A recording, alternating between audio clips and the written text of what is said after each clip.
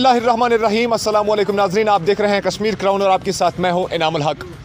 जम्मू कश्मीर के अंदर डीडीसी चुनाव का बुखार अपने अरूज पर है और आप देख सकते हैं मेरे पीछे जितने भी नौजवान हैं ये अपने कैंडिडेट का ताउन करने यहाँ पर आए हैं। कैंडिडेट उतरे हैं मैदान में और ये बड़ी जो यहाँ पे जो जमी हुई पार्टियाँ हैं, बड़ी पार्टियाँ हैं जो जम्मू कश्मीर के अंदर, उनको टक्कर देने मैदान में आ गए हैं। फिलहाल इनसे बात करना चाहेंगे क्योंकि हमने इनकी रैली देखी, एक बड़ी गाड़ी की कतार इनके साथ में थी और लोग भी कई सारे इनके साथ में हैं। इनसे बात करना चाहेंगे और जानना चाहेंगे बनकूट कॉन्स्टिट्यूंसी से आप मैदान में उतरे हैं, लेकिन आपका मुकाबला तगड़ा मुकाबला है। आगे बड़ी पार्टियां हैं, बीजेपी है, अपनी पार्टी है, या अगर गुपकार अलायंस की बात करें उनका भी वो अलायंस जो है आपके सामने खड़ा है। आपको एक ये चैलेंज नहीं लग रहा है? क्या सोचकर आप मैदान में आए हैं? औज़ुबिल्लाहि मिनश्शैतानिर्रजीम, बिस्मिल्लाहिर्रहमानिर्रहीम। मेरे सामने किसी भी पार्टी का कोई चैलेंज नहीं है। मैं जानता हूँ कि बेशक इस मैदान में बहुत सारी सियासी पार्टियाँ उतरी हैं जिनका एक ही मकसद है सियासी मफाद हासिल करना और कुछ नहीं। ये गुपकार अलायंस जो है ये सिर्फ नाम का अलायंस है, इसमें और कुछ नहीं है। ये सिर्फ लोगों को बेवकूफ़ और धोखाधड़ी का काम करते हैं। गुपकार अलायंस का क्या मकसद है, क्या एजेंडा लेकर आए हैं? ये एजेंडा लेकर आए हैं कि हमने दफ़ा 370 को मंसूख करवाया, अब हम, लेकिन क्या ये पॉसिबल है? ये सब आवाम को धोखा और बेवकूफ़ बनाने की कोशिश कर रहे हैं। मेरा कंपटीशन किसी और पार्टी से नहीं है, बल्कि मेरा कंपटीशन है आम लोगों से। आम लोग ही फैसला करते हैं कि किसको मैदान में उतारना है और किसको कामयाब करवाना है। आज इससे पहले हम 70 साल से इसी सियासी इस्तेहसाल का शिकार होते आ रहे हैं।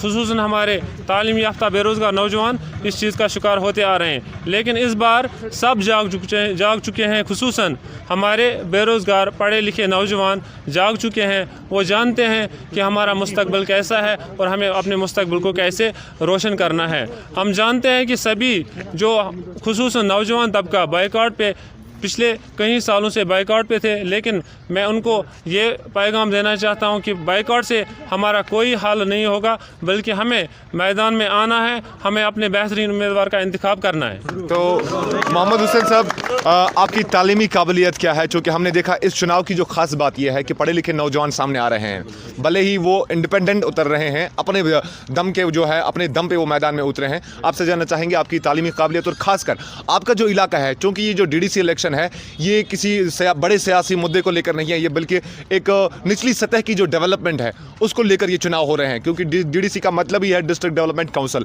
ये डेवलपमेंट के लिए ये चुनाव हो रहे हैं। शायद सियासी जो बड़ी बातें हैं उनके लिए नहीं हो रहा है। फिलहाल हम बड़ी बातों को छोड़ देंगे, डेवलपमेंट का क्या है आपके इलाके में, कि किस तरह का आपने ये प्लान बना के लाया है? Yes, my qualification I am M.Com B.Ed और मेरा जो मकसद है, ये जो चुनाव है, इस चुनाव को मुख्तलिफ सियासी पार्टियों ने एक सियासी मोहरा बनाया है। ये कोई सियासी इलेक्शन नहीं था, बल्कि ये अपने ब्लॉक के खुसूसन दही इलाकों की तामीर और तरक्की के लिए एक मिशन था जो गवर्नमेंट ऑफ इंडिया ने उठाया था। पंचायती राज एक्ट से कोई नावाकिफ़ नहीं होगा, सब पंचायती राज जानते हैं। इसके 3 फेजेस थे, first tier, second tier and third tier. और इस वक्त जो हम जिस मरहले में है ये थर्ड टायर है। तो इसका बुनियादी मकसद था तामीर और तरक्की, लेकिन इसमें मुफाद परस्त सियासतदान उतरे हैं और अपने मुफाद हासिल करना चाहते हैं। लेकिन आज का नौजवान जाग चुका है, आज का यूथ जाग चुका है, आज हमारे जो बुज़ुर्ग हैं वो भी जाग चुके हैं। वो अब धोखाधड़ी से तंग आ चुके हैं, वो अपना फ़ैसला खुद करेंगे। हमारे साथ पूरा आवाम है, हमारे साथ पूरी यूथ है और मैं यूथ के बलबूते पर ही मैदान में आया हूँ। वो जानते हैं कि हमारा मुस्तकबिल क्या है, हम तामीर और तरक्की के लिए हमें क्या करना है। हम जान चुके हैं कि पिछले जो 2 मरहले हुए वो नाकाम हुए हैं, क्योंकि हमने उन उम्मीदवारों का इंतखाब किया, या तो वो अनपढ़ थे या फिर वो नाअहल थे और गैर जिम्मेदार थे। हम जानते हैं कि किस इलाके में कौन सा तरक्की का काम हो चुका है। खुसूसन मैं अपने इलाके की बात करूंगा, वहाँ पे 1 पैसे का काम भी नहीं हुआ है। मैं चाहता हूँ कि खुसूसन हम बेसिक सोशल इश्यूज़ पे लड़ेंगे। जो इस चुनाव का बुनियादी मकसद था, इस चुनाव का बुनियादी मकसद यही था, हम गाँव के सतह पर, ब्लॉक सतह पर हम तामीर और तरक्की के काम को यकीनी बनाएं। लेकिन इसमें भी मुफाद परस्त सियासतदान आ चुके हैं और अपना मुफाद हासिल करके लोगों को लूटने का काम कर रहे हैं। लेकिन इस बार हमने अहद किया है, हमने आज़म किया है, हमारे साथ अल्लाह का साथ है, हमारे साथ लोगों का साथ है और हमारे सारे नौजवान, खुसूसन मैं मैं तालीम याफ्ता बेरोज़गार नौजवानों से अपील करता हूं कि इस बार वो अपना बाइकाट तोड़े, क्योंकि बाइकाट करने से वो अपना भी नुकसान कर रहे हैं और अपने साथी हो रहे समाज के पिछड़े हुए तबके से ताल्लुक़ रखने वाले लोगों का नुकसान कर रहे हैं। हमें इस बार जागना है और हमें इस बार दिखाना है इन पार्टियों को, इनका हम सियासी जो मुफाद है उनको वो हासिल करने नहीं देंगे। हम मैदान में आ चुके हैं, हमारा कंपटीशन किसी भी बड़ी पॉलिटिकल पार्टी से नहीं है। इनकी क्या हैसियत है, इन पॉलिटिकल पार्टियों की इस वक्त क्या हैसियत है? इन्होंने अपनी साख ख़त्म कर दी है और ये अपने साख को बचाना चाहते हैं। लेकिन इस बार यूथ जाग चुका है, पूरी यूथ, हमारा यूथ पावर है, यूथ पावर।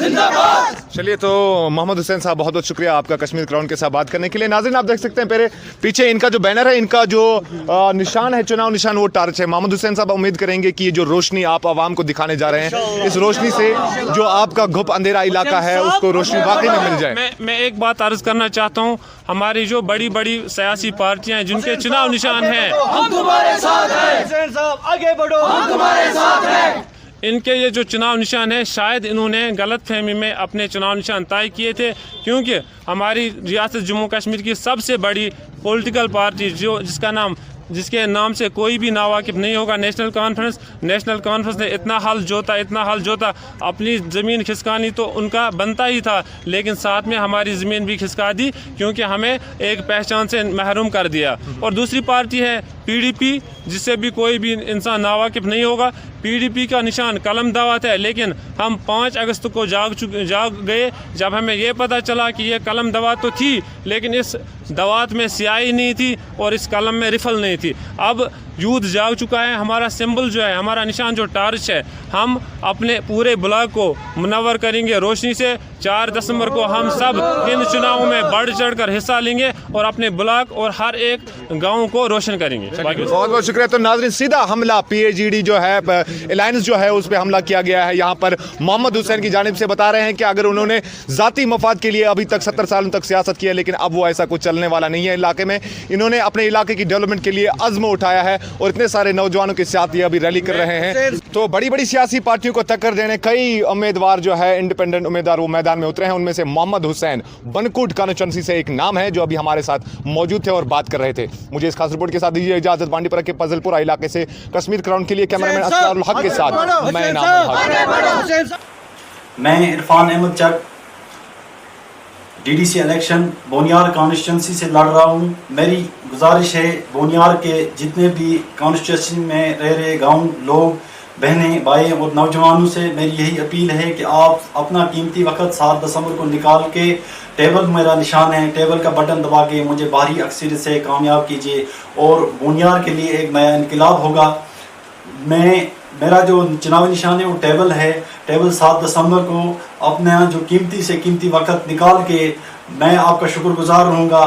आप मुझे भारी अक्सरियत से कामयाब कीजिए।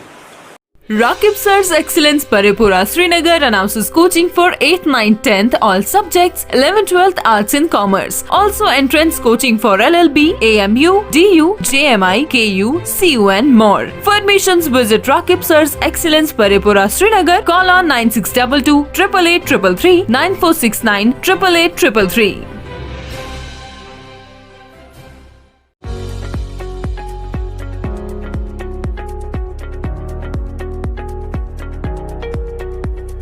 At the conclusion of our current session and the onset of the new session, the DPS Baramulla fraternity expresses its heartfelt gratitude to the health and paramedic workers of District Baramulla for their hard work and support in fighting against the COVID-19 pandemic.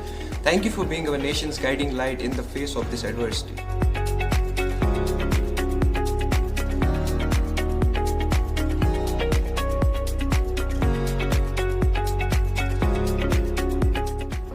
We sincerely feel indebted to our parents' community for its continuous support and cooperation. Without their hands together, the journey of the session appeared terrible.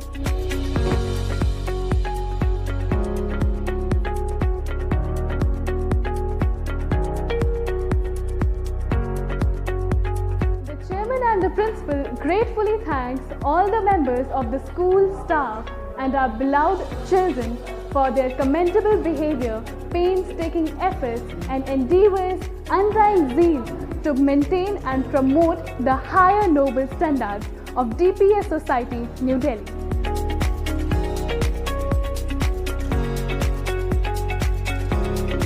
Let's hope for a very enthusing and rewarding new session ahead.